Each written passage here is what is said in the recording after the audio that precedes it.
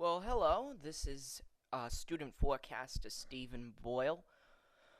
Well, we have we don't have a lot going on across the country. We just have some cool weather. We also have a warm front that's gonna be heading its way on through. But right now, you can see the frost advisories, the freeze warnings that are up into portions of Maine and also portions of New England and the Hudson River Valley. Notice the dry weather that's going on up into these regions of the country, um, through the Dakotas and portions of Minnesota, Nebraska, Iowa, also portions of Montana. So what we're gonna watch out for is we're actually gonna be having a warm up, and then we're gonna watch a little disturbance coming down. Maybe give these folks down here some thunderstorms, and this front will march eastward. So by the time we work our way on into the middle parts of next week, um, these folks into the Northeast could be talking about their first severe weather event of the season.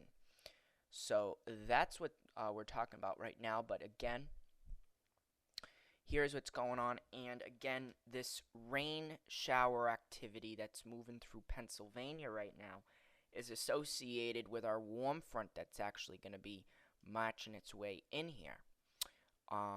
So again, this rain shower activity is just going to continue to ride northward, give us some nice and toasty weather tomorrow. Well, not toasty, but comfy conditions tomorrow.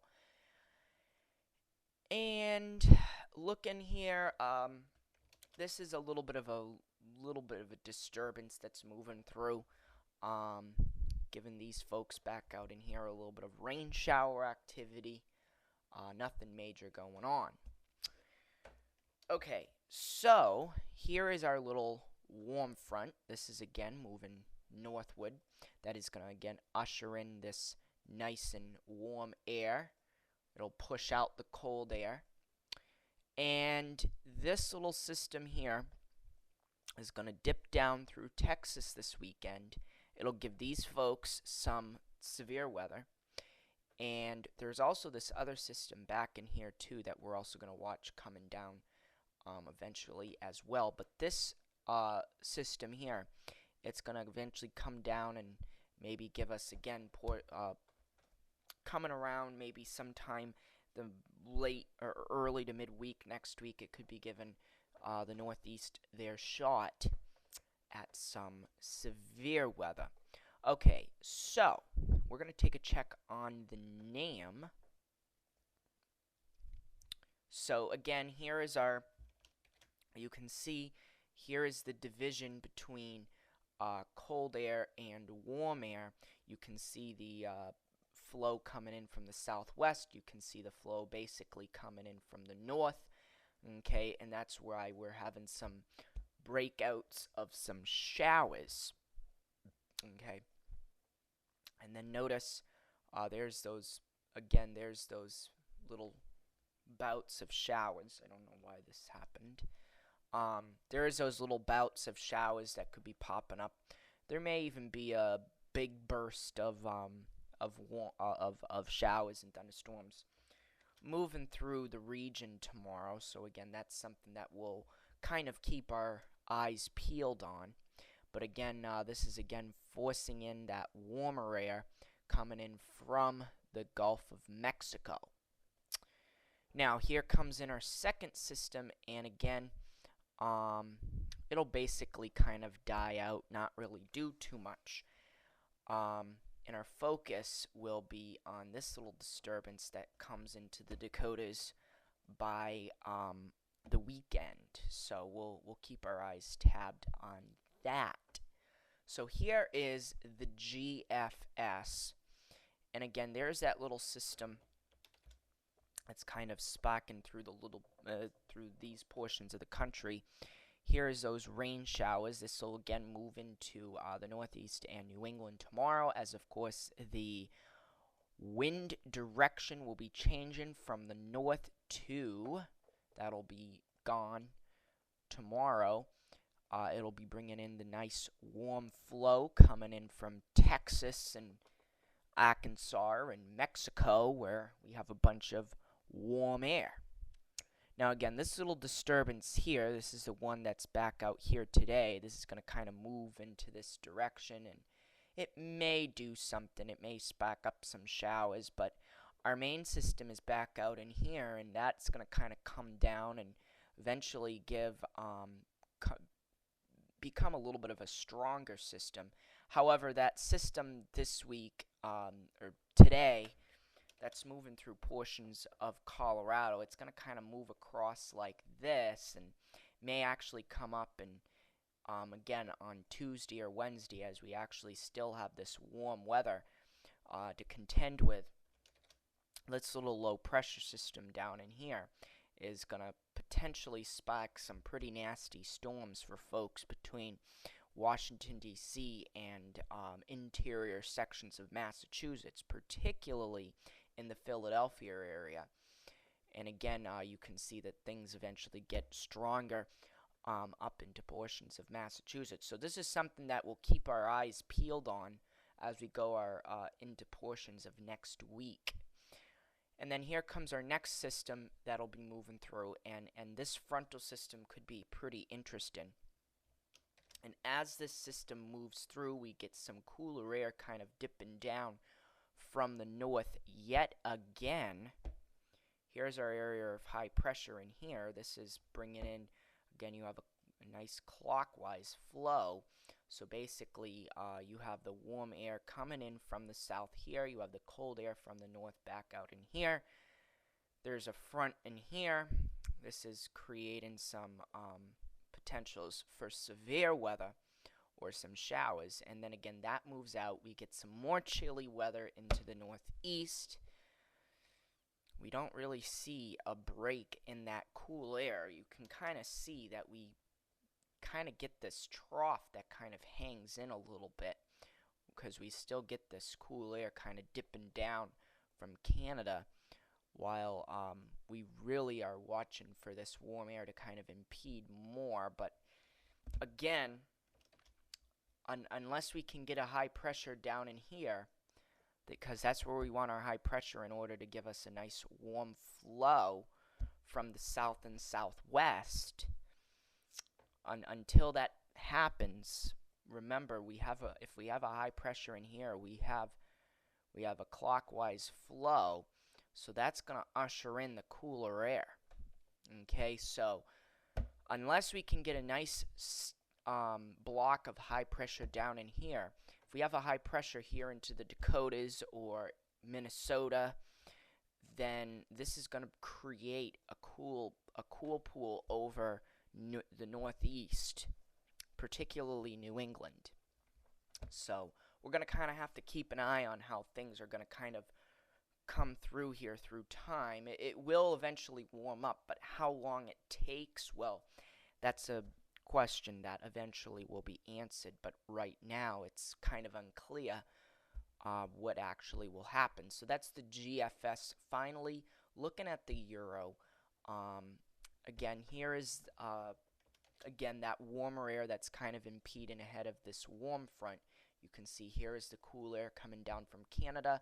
Some folks into the Berkshires tonight, again, could get some frosts and freezes. And again, that moves through. You can see there's those showers moving through tomorrow evening. Okay, there could be some thunder associated with some of this, so keep an eye to the sky.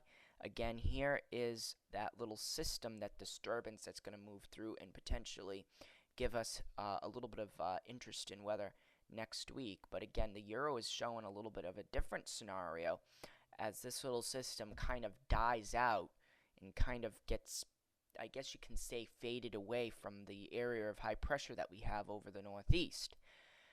In the meantime, here comes our front.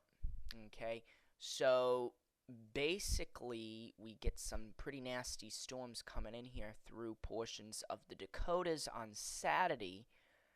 And here comes our frontal system.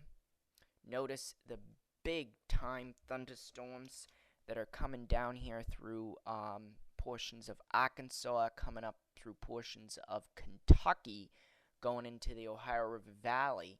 There's also some pretty nasty storms coming back up here and through portions of Ohio, back up and through New York State.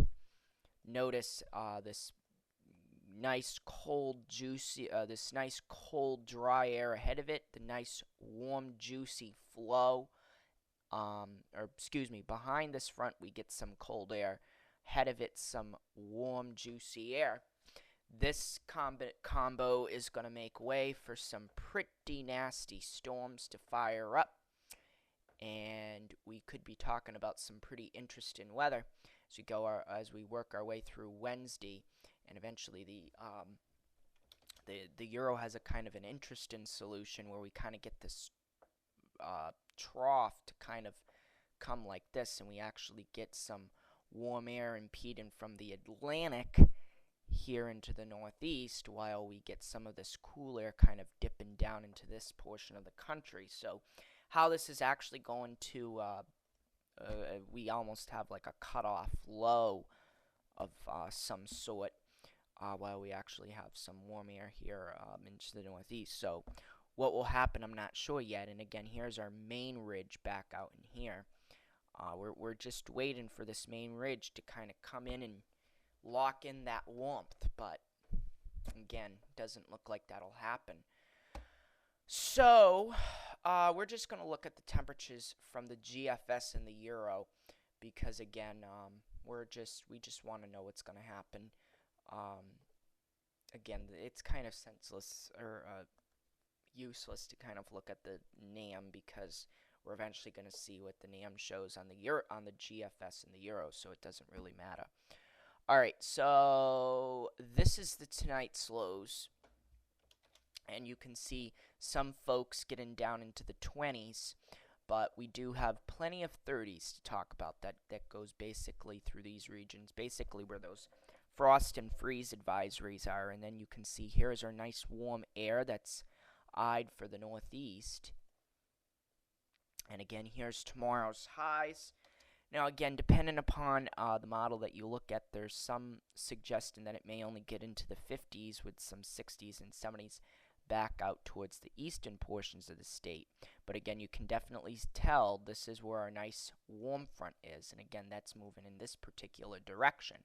So no matter what happens for tomorrow, we get a very warm day on Thursday, where we have temperatures rising up into the upper 75 to 80 degrees.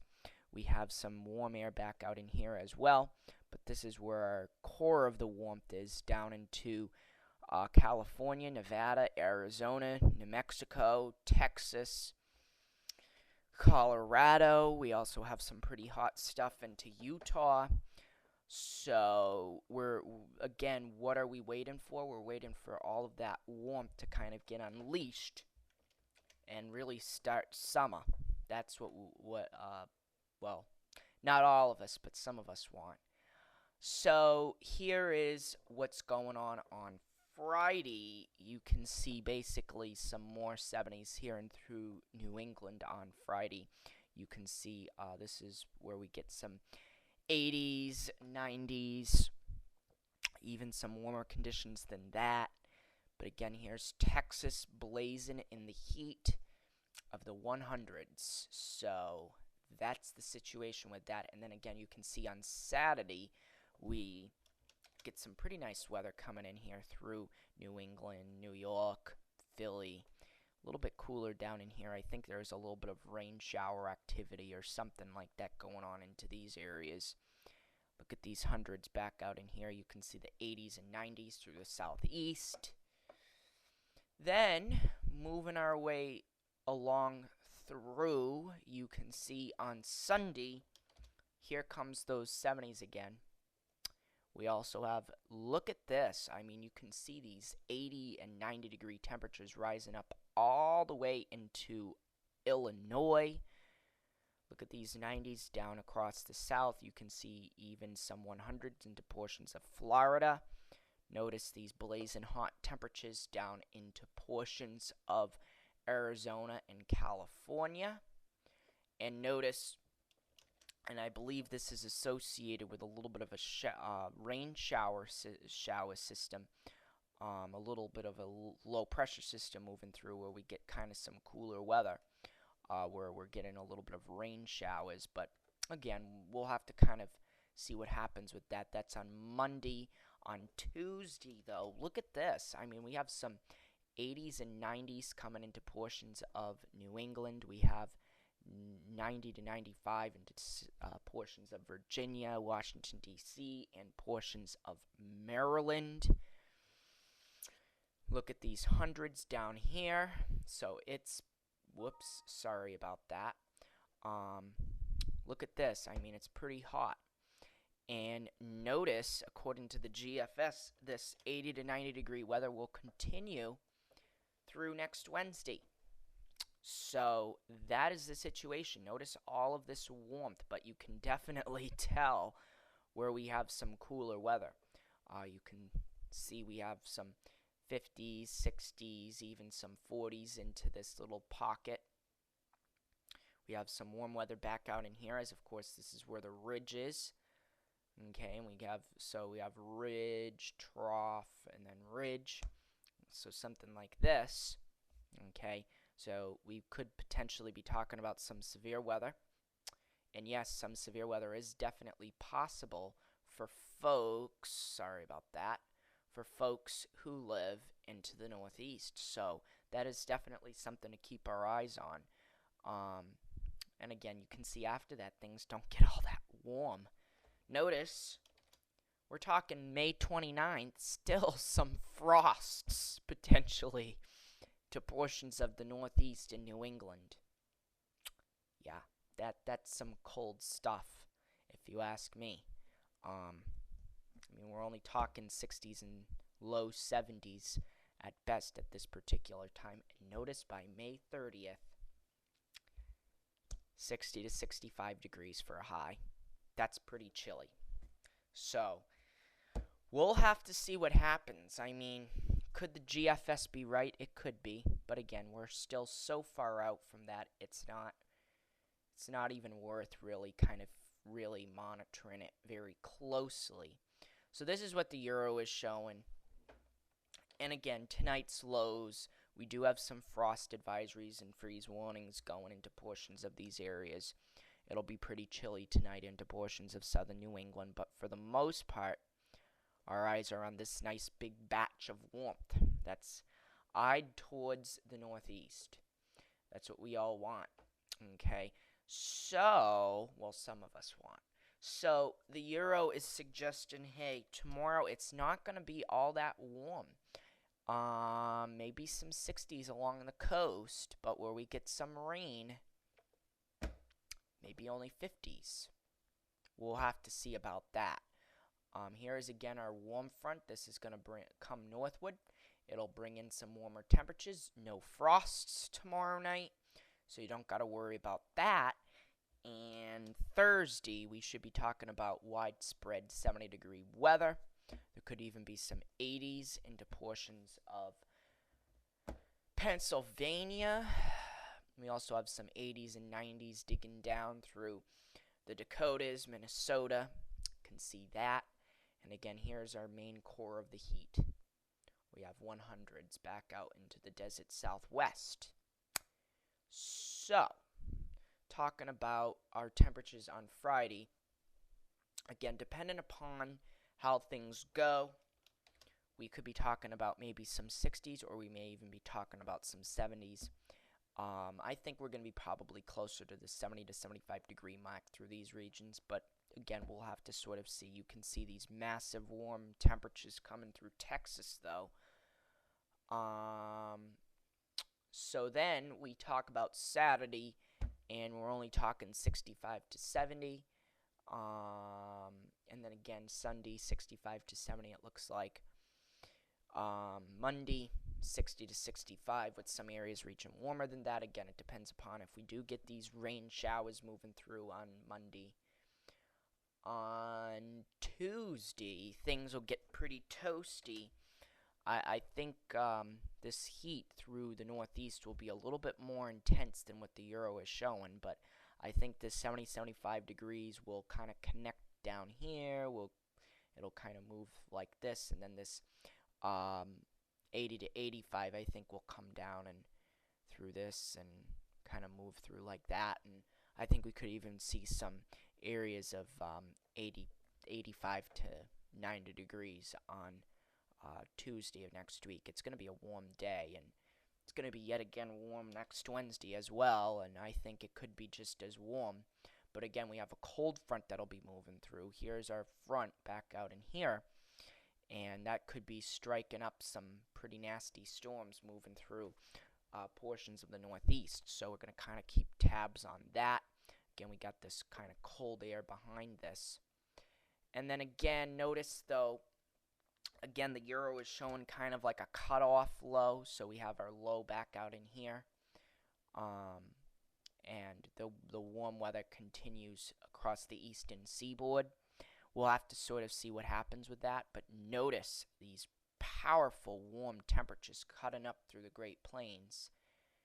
And again, the Euro doesn't really show us cooling down all that much along the eastern seaboard. So, depending upon what happens, we may or may not see warm temperatures. But look at Florida.